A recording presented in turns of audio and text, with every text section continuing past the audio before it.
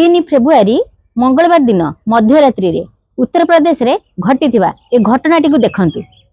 उत्तर प्रदेश गाजियाबाद रे घटिथिबा एपरी घटना एबे सबुठी चर्चार विषय पालटिछि।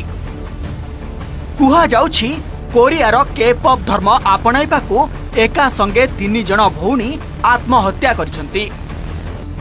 एने पुलिस मध्य तदंत करिबा बेले सुइसाइड नोट जबत करिछि। आउ से शेष चिठी रे लेखाथिबा किछि कथा समस्तंकु आश्चर्य करिछि। परिवार लोकंक कहिबा कथा कोरोना समयरु 3 भौणी ऑनलाइन गेम खेलुथिले।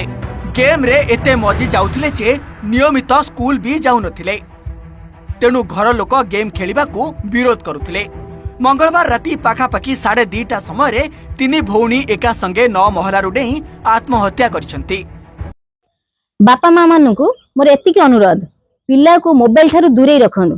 जदि पिला को पाठ पढ़िया मोबाइल देउचंती ताले ताकू लक्ष्य करंतु से कौन करूची। नहेले उत्तर प्रदेश भली आम मानकर परिस्थिति एही भली घटी पारे।